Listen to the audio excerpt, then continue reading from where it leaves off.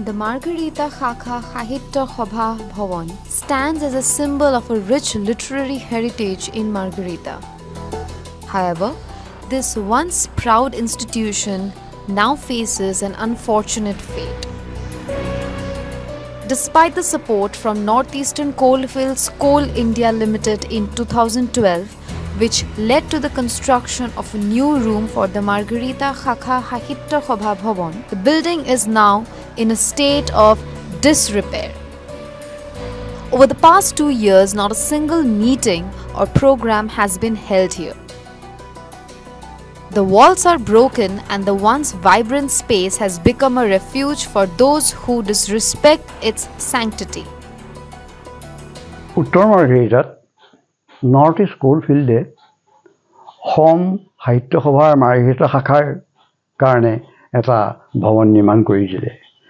কিন্তু সেই ভৱনটো ব্যৱহাৰ হোৱা নাই আৰু যিকোনো ঠাই কোনোবা মানুহ আহি পেলাই তাত নিশা শুই থাকে বুলিও শুনিছোঁ কিয়নো সেইটো ইমান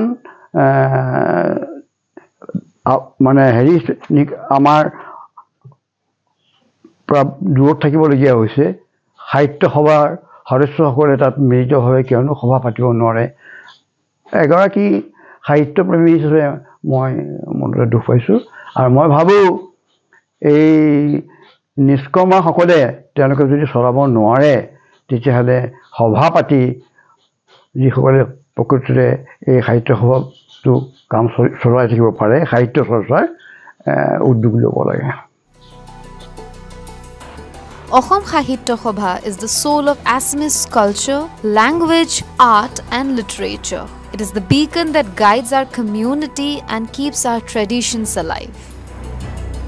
It's time for a change. It's time to restore the pride and purpose of the Margarita Khakha Sahitya Sabha Bhavan.